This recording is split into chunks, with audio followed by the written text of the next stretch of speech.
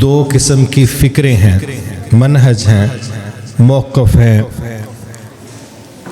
ایک اہل اسلام کی طرف سے ہے، ایک اہل کفر کی طرف سے۔ اللہ تعالیٰ نے بھی جب جرنل تقسیم کی تو یہی کہا تم میں سے کچھ مومن ہے کچھ کافر ہے، آر پار کی بات کر دی۔ اب اس بنیاد پر دونوں ٹیمیں اپنا موقف، اپنا منہج وہ دنیا میں غالب کرنے کے لیے کوشش کر رہے ہیں۔ ہمارے دین اسلام کے حوالے سے آج سے 1443 سال پہلے جو شدت تھی، جو قوت تھی، جو طاقت تھی، جو سپیڈ تھی، وہ وقت گزرنے کے ساتھ ساتھ کم ہوئی۔ اللہ تعالیٰ نے مسلمانوں کو دنیا میں ایک بڑی باری عطا فرمائی، ایسی باری دی کہ دنیا ان کے زیر نگیں کر دی۔ جو آیت مبارکہ میں نے آپ کے سامنے پڑھی ہے، اس میں اللہ رب العزت نے نبی صلی اللہ علیہ وسلم کے اس دنیا میں بطور رسول مبعوث ہونے کا بہت بڑا منصوبہ بیان کیا۔ استاد محترم اس کی بنیاد عقیدہ توحید کو سامنے رکھ کے تفصیل سے بات کر رہے تھے۔ میں اس سے جڑتی ہوئی تھوڑی بات آگے کرنا چاہتا ہوں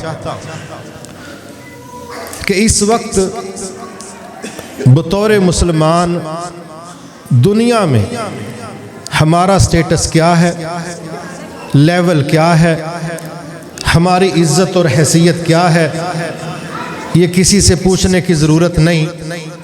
ہمیں کافی حد تک خود اس کا پتہ ہے کہ ہم کس سٹیج اور کس لیول پر جی رہے، مگر احساس، ذمہ داری نبھانا، یہ ہمارے وہ رویے ہیں جس پر ہم نے غور کرنا ہے، کسی نے پکڑ کے ہم سے کچھ بھی نہیں کروانا۔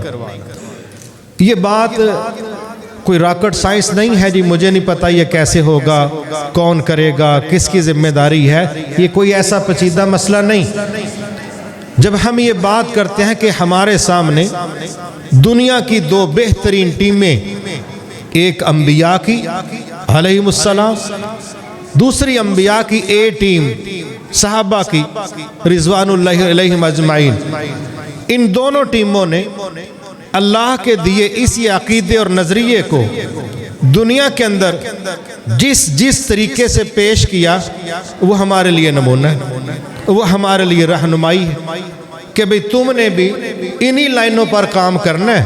جو انبیاء کی محنت ہے اس کا نتیجہ بھی تمہارے سامنے، جو اس دور میں ہم فیس کر رہے ہیں وہ بھی سب کے سامنے۔ میرے محترم بھائیو، میں کچھ چیزیں ایسی اپنے سامنے دیکھتا ہوں جو آپ کا بھائی ہونے کے ناطے آپ کے سامنے رکھنا بڑی ضروری۔ اس وقت ہمیں مان جانا چاہیے کہ بطور امت مسلمہ ہماری حالت ٹھیک نہیں، یہ وہ پریشانی ہے، اس کو تسلیم کریں گے تو اصلاح ہوگی۔ ایک بندہ کہتا ہے میری غلطی کوئی نہیں، اور آپ اسے کہتے ہیں نہیں معافی مانگ لیں، معذرت کر، بندہ قادی کرا، میرا قصور ہی کوئی نہیں۔ تو جب کسی نے معافی مانگنی ہے پہلے وہ تسلیم کرے گا کہ مجھ سے غلطی ہوئی۔ جب ہم اجتماعی طور پر یہ چیز دیکھیں کہ ہماری حیثیتیں متاثر ہو چکی ہیں تو اس کے بعد اصلاح کا سوچنا یہ فطری بات۔ ایک بندے کو بھوک لگی نہیں، آپ اس کو کھانے پیش کرتے ہیں، وہ کہے گا بھی بھوک ہی نہیں۔ آپ پہلے بھوک ثابت کریں، پھر کہنے کی ضرورت نہیں، وہ خود ہی مانگے گا۔ اس وقت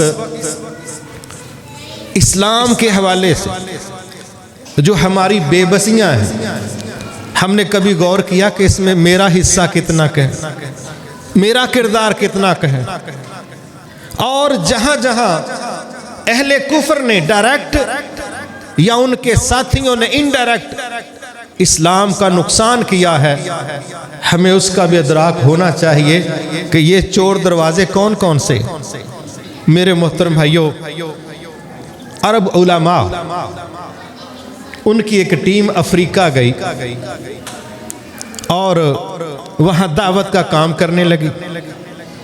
तो उस रसाले में जिसमें सारी डिटेल थी, वो जो टीम थी ना, उन्होंने कहते हैं कि जंगल में हमने आगे आगे 18-20 साल की एक बच्ची देखी, लड़की नौजवान, वो साइकिल पर जंगल में चल रही है और हम ज़बरदस्त गाड़ियों के अंदर, क्योंकि एरिया महफूज नहीं है, हमने उसको पूछ ही लिया कि तुम कौन हो, किधर, इस यहाँ पर क्या कर रही हो।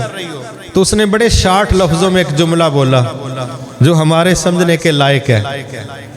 उसने कहा, मैं अकेली नहीं हूँ। आप समझ रहे ना, मैं अकेली हूँ, मैं अकेली नहीं हूँ। हम 18 साल के 18 लाख हैं, हम 18 साल के 18 लाख हैं, टीनेजर। वो कहने लगे, समझे नहीं तेरी बात। कहने लगी, हमारी एक टीम है जो दावत का काम करती है। कौन सा काम करती है? दावत का। और हमारे लोग कितने हैं? हमारी टीम के, हमारे ग्रुप के लोग 18 लाख हैं और उनका मेरिट है कि ये 19 से नीचे नीचे टीनेजर हैं। ये 18 साल की टीम है जो 18 लाख का फिगर क्रॉस कर रही है। हम, मैं अकेली यहाँ नहीं घूम रही। कहते, अच्छा तुम दावत का काम कर रही हो? वो कहने लगे, हमारी तो ये सुनते नहीं, जंगली सा माहौल है, सुनते तो ये है नहीं। उसने कहा, मेरे पीछे आओ ना, मैं बताती हूँ कैसे सुनते। उसने साइकिल पर अपने पीछे एक मेडिकल की किट बांधी हुई है। वो झोंपड़ियों के थोड़े से हिस्से में गई। उसने किसी मखसूस आवाज़ दे के उन लोगों को जमा किया। उनकी ज़ुबान उसको आती थी, उनकी ज़ुबान में थोड़ी बात की, पहले उनकी मदद की जो बीमारियों के हवाले से थी, और उसके बाद जो उसके इल्म में था वो दावत के तौर पर उसने पेश किया। कहने लगे, ये क्या है इसमें जो आप बताना चाह रही? उसने कहा, बात सादा सी है, जिसको जहाँ से फ़ायदा मिलेगा वो उसकी बात सुनेगा भी और मानेगा भी। जिसको जहाँ से फ़ायदा मिलेगा वो उसकी बात को सुनेगा भी और मानेगा भी। मैं यहाँ एक और बात करने लगा हूँ, वो बात बड़ी थोड़ी सख्त है लेकिन ग्राउंड रियलिटी। जो लोग नशा करते हैं ये क्वालिफाइड होते हैं? क्यों भाई? क्वालिफाइड होते हैं। तो बंदा कहे, जी मैंने नशा करने में ग्रेजुएशन की है, दूसरा कहे मेरी मास्टर डिग्री है नशा करने में, तीसरा कहे मैंने एमफिल किया है, चौथा कहे मैंने पीएचडी की है। कोई ऐसी चीज़ है? लेकिन जब वो किसी मोहल्ले में लैंड करते हैं, किसी मोहल्ले में एक लैंड करता है, 2-2.5 महीने में 15-20 नौजवानों को एयरफोर्स में भर्ती करता है कि नहीं करता? कर लेता है ना, कोर्स भी कोई नहीं। उसके पास गलत चीज है, नशा है, बिल इत्तेफाक काफिर भी गलत कहते हैं, पाबंदियां हैं, रूल्स हैं। मगर उस बंदे ने 2-2.5 माह के अंदर अंदर जो उसके करीब लगते थे सबको कहा कि आ जाओ, और वो आ गए। और हम लोग जो कहते हैं हम अहले तौहीद हैं, अहलुल कुरान है, अहलुल हदीस है, अहलुस सुन्नह, हमारे पास कुरान और सुन्नत है, हमारे पास दुनिया का सबसे बेहतरीन इल्म है, और बड़ी मजलिसें हम अटेंड करते हैं। वहाँ पर माशाल्लाह बड़ा मासूम सा अंदाज बना के हमारा कोई बंदा कह रहा होता है, जेड़े पिंडों मैं आया हुआ ना 35 साल हो गए ने, मैं कल्ला ही मुआहद हाँ। बंदा पूछे तेरी खूबी है कि खामी है? तू जो 35 साल तो दूजा जम्मन ही नहीं देता, ये तेरी खूबी है कि खामी है? ये क्या तरीक़ेकार है कि एक नशा करने वाला शख्स 2 माह में दर्जन से ज्यादा नौजवानों को अपनी टीम का हिस्सा बना गया, और हम 35 सालों में अपने पोते भी अपने साथ नहीं चला सके। ये हमारी खूबी नहीं, खामी है। और हम उसके ऊपर एक और बुरका चढ़ा के कह रहे हैं, देखो हाँ मेरी इस्तकामत नहीं नजर आती, इत्थे सोहना अखलाक नजर आता, जिन्ना पूरे महल्ले वाले मुतासर ने, बच्चे भी मुतासर ने, जेड़े घरदियां नूं पुछदे ने अब्बा जी बाहर तुर गए ने, कोई आंदा आहो, आंदा शुक्र है सांड साह आया, ये अब्बा नहीं हिटलर है, جس نے گھر میں یہ ماحول بنا کے رکھا ہے، مسجد کے اندر کوئی پنکھا چلا دے اس کی ایسی تیسی، کسی کے فون کی بیل بج گئی اس کی شامت آ گئی، ہر جگہ پر اس نے کلمہ حق کے نام پر ایک بڑا انجیکشن رکھا ہوا ہے۔ وہ پنڈا چنا اسی ویکھیا مجھاں نو جڑا ٹیکا لائی دا نا، وہ عام ٹیکا نہیں ہوندا، ایک انجیکشن ہوتا ہے نا ویکسین کا، بریک سا، یہ انسولین وغیرہ پتہ ہی نہیں چلتا، وہ ایسے ہی لگا لیتے ہیں۔ اسی دعوت دے نا تو مجھ والا ٹیکا رکھیا، اور جدو لنگ دے اس طرح سائڈ تے مارنے انہوں بھی ادوں ہی پتہ لگتا ہے جدو بیچاری دی گردن چ لگی ہوندی ہے، لیکن اس تو بعد زبردستی اسی دا دودھ کرنا ہوندا ہے۔ اسی انج دا ٹیکا رکھیا دعوت دے نا اور لانے ہیں۔ اور پھر ساڑھے کو بڑا سونا جا جملہ ہوندہ ہے ماشاءاللہ، اے حق کے پائی چبڑا ہی چبڑا ہے، تیرا حق کلے دے کنڈیاں والا ہے۔ لوگوں نے شر کو کس طریقے سے بیان کر دیا، لوگوں نے شرک کو کس طریقے سے بیان کر دیا، بدعات کو، خرافات کو، لبرلزم کو، نیشنلزم کو، کیپٹلزم کو، سوشلزم کو کس طریقے سے لوگوں نے بیان کیا کہ ملکوں کے ملک ان کی جولی میں گر گئے، ملکوں کے ملک سرنڈر کر گئے۔ نظام روس کا ہے، پورا پاکستان متاثر ہوا کھڑا، یہ 70 کی دہائی میں دیکھیں۔ نظام کفار کے، مسلمان اندر سے کھوکھلے، زندگی انہاں دی ہوئی ہے۔ اونج ماشاءاللہ 7 وری مسیتے آ کے نماز پڑھے گا تے ہر صورت فاتحہ جو کہے گا یا اللہ انہاں دے راہ تے نہ چلائیں۔ ایک عیسائی دوسرا یہودی، ان کے راہ پر نہ چلانا۔ یہ بات ہو رہی ہے با وضو ہو کے مسجد میں، اور جو ہی یہاں سے باہر نکلے گا پھر کہے گا کہ پاکستان چ کچھ بھی نہیں، میں تے اپنے سارے منڈے آسٹریلیا کلن لگا، اتھے تے جنت الفردوس ہے نا، تے ضرور کر لیں۔ زندگی تو ان کی ہے، معیار زندگی تو ان کا ہے، کیونکہ ہم نے جب معیار یہ بنا لیا تھا کہ ہمارے پاس سوائے معاشی سٹینڈر کے کوئی دوسرا معیار نہیں، نہ عقیدہ ہے، نہ اتباع سنت ہے، نہ ایمان ہے، نہ تواصی بالحق ہے، نہ صبر ہے، نہ شکر ہے، یہ ہمارے نزدیک معیار نہیں تھا۔ ہمارے نزدیک معیار تھا سنگل، کہ لیونگ سٹینڈر کے نام پر گاڑی کس کے گراج میں ہے، کوٹھی کس کی 2 کنال کے اندر ہے، بینک بیلنس کس کا ہے، شہرت کس کی ہے۔ وہ بندہ ترقی کر گیا ہے، وہ میرا رہنما ہے، وہ میرا رول ماڈل ہے، میں اس کے پیچھے کھجل ہوں گا، میں اپنی اولاد کو اس طرف لگاؤں گا، لیکن نماز میں وضو کر کے کہہ رہا ہوں وہ بندے چنگے نہیں۔ اس مخمسے میں، اس دوہری ذہنیت میں ہماری عمریں گزر رہی ہیں۔ واللہ اگر ہمارے سوچنے کے معیار قرآن و سنت ہوتے، آج ہمارے بچے احساس کمتری میں مبتلا نہ ہوتے۔ سیالکوٹی ہیں نا، پڑھے لکھے ہیں ماشاءاللہ، زیادہ آنا جانا بھی باہر ہے، یہ ایک لمبا وقت اپنے بچوں کو سٹوریاں سناتے رہے بل گیٹس کی، پتر ہے دنیا جو سب تو پہلے نمبر تے امیر ہے، پھر ایلون مسک آیا، پھر اس کی سنائی، پھر ایک اور مصیبت آ گئی، پھر چوتھا ایک ہندو آ گیا، اور ہم ان کو کہہ رہے ہیں اے چاروں نے جنہ ورگا دنیا چ مالی لحاظ نہ مضبوط کوئی نہیں، تے بچے آندے نے ابو جی ایدی ہسٹری تے کٹ کے دو، بندہ ویکھی انج امیر کنج ہو سکتا ہے۔ یہ رول ماڈل نے، یہ موٹیویشنل ہے، ان کو دیکھ کے زندگی بدلے، ہم بھی اس لائن پر چلے۔ اور ہمارا قرآن سورۃ العصر پہلی آیت اور چاروں ہی ہندو عیسائی فارغ، فرمایا والعصر، اللہ کہتا ہے میں تو بات ہی قسم اٹھا کے کرنے لگا ہوں، ان الانسان لفی خسر، سیال کوٹیوں ساری دنیا ہی فیل ہے، الا الذین آمنوا، مگر جس کے سینے میں ایمان ہے وہ فیل۔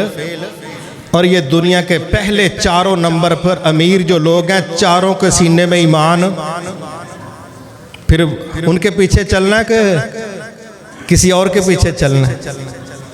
صحابہ صراط الذین انعمت علیہم، یہیں پڑھا تھا، انعام یافتہ ٹیم، انبیاء، صدیقین، صالحین، شہداء، اللہ کہتا ہے یہی انعام یافتہ ہے۔ تو خود ہی تو دعا کرتا ہے ان کے پیچھے چلنا ہے، لیکن ان کے پیچھے چلنے کے لیے دل نہیں مانتا۔ اس کا نقصان یہ نکلا کہ جب ہم خود اپنے اسلام پر اس طرح مطمئن نہ رہے، وہ ایمان جو تذبذب والا ہو یہ اللہ کو قبول، तज़ब्ज़ब वाला ईमान अल्लाह को कबूल ही नहीं। अल्लाह उस ईमान को कबूल करता है जिसमें कोई शक व शुबा ना हो। मेरे मोहतरम भाइयों, आज इस वक्त हमारी बहुत बड़ी जिम्मेदारी ये बनती है कि हम अल्लाह से डर के ना, मैं एक मोटी सी मिसाल दे रहा हूँ, समझेंगे जितने लोग बैठे आप समझ लें हम सब की इस्लाह हो गई। मैं एक मिसाल दे रहा हूँ, इंशाअल्लाह समझ लें हम सब की इस्लाह हो गई, हम ठीक हो गए। हमने सैकड़ों जुमे पढ़े थे, बड़े प्रोग्राम सुने, हम ठीक हो गए हैं। अब हमारी कोई ड्यूटी है कि नहीं, कोई जिम्मेदारी भी है कि नहीं? अगर ये करेंगे तो इसका क्या मतलब है, हम असल की तरफ चल पड़े। और अगर हम काम नहीं करते तो फिर गालिब कौन आएगा भाई, आगे कौन बढ़ेगा? अल्लैसा लिल इंसान इल्ला मा सआ। बंदों के लिए वही है जिसकी उसने मेहनत की। जो बंदा कोशिश करेगा वो मैदान मार जाएगा। क्या ख्याल है, कई कामों के अंदर मुसलमान मेहनत करके आगे गुजर गए और कई कामों में गैर मुस्लिम मेहनत करके आगे गुजर गए।